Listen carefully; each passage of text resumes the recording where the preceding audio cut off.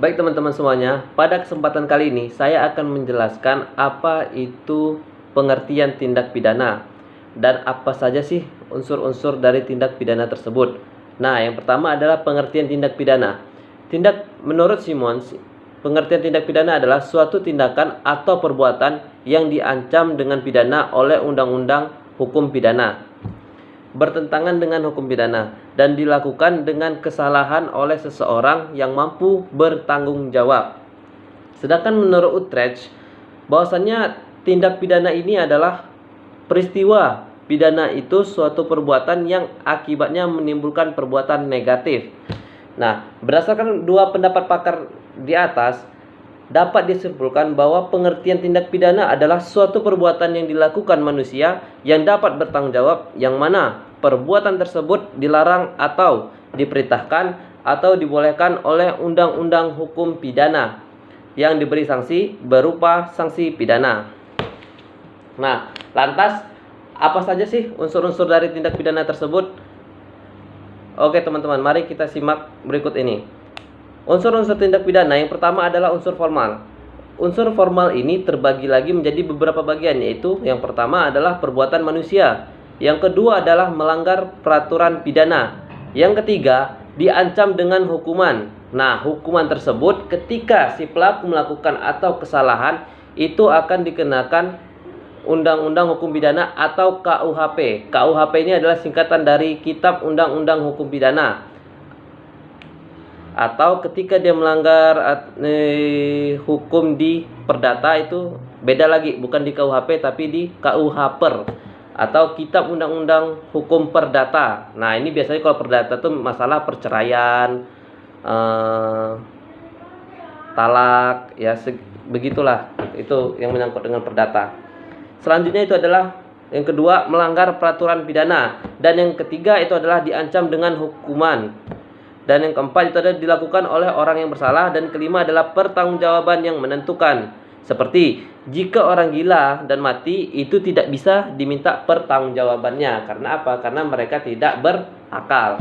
Selanjutnya yang kedua adalah unsur lain yang menentukan sifat tindak pidana, yaitu adalah unsur yang memberatkan tindak pidana. Contoh, merampas kemerdekaan seseorang. Nah, ini sudah ada dalam pasal 333 KUHP. Itu akan dikenakan pidana dengan 8 tahun penjara. Jika berakibat luka-luka, maka menjadi paling lama itu 12 tahun penjara. Dan unsur yang kedua adalah unsur tambahan yang menentukan tindak pidana tersebut sesuai dengan pelaku yang diperbuatkan. Selanjutnya adalah unsur subjektif. Dalam unsur subjektif ini itu meliputi beberapa bagian juga teman-teman. Yang pertama adalah unsur kesengajaan, atau bahasa hukumnya adalah dolus, yang merupakan pengertian dari adanya pelanggaran kesusilaan, dan ini terdapat dalam pasal 281 KUHP. Dan yang kedua adalah perampasan kemerdekaan. Nah, ini juga sudah diatur dalam Kitab Undang-Undang Hukum Pidana pasal 333. Yang ketiga dalam unsur kesengajaan itu adalah pembunuhan, yaitu dalam pasal 338. Selanjutnya yang kedua dalam unsur subjektif ini adalah kealpaan atau culpa bahasa hukumnya. Hal ini terdapat di dalam perampasan kemerdekaan dalam pasal 334 KUHP, dan jika menyebabkan kematian itu juga ada sanksi pidananya, dan sudah dijelaskan di sana bunyinya juga itu ada dalam pasal 359 KUHP. Nah, selanjutnya itu adalah niat. Niat ini atau bahasa hukumnya adalah fournement.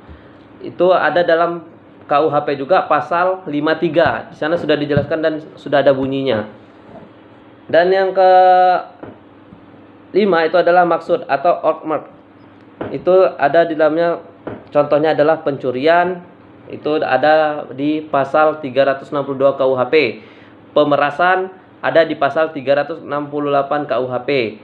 Dan penipuan ada dalam pasal 378 KUHP.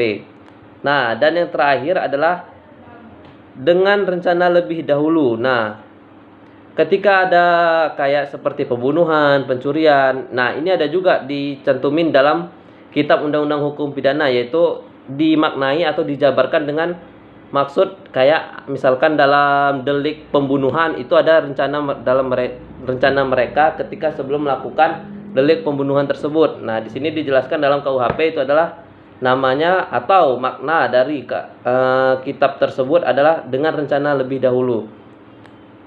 Seperti membuang anak sendiri, membunuh anak sendiri dengan rencana, dan itu semua sudah dijelaskan di KUHP.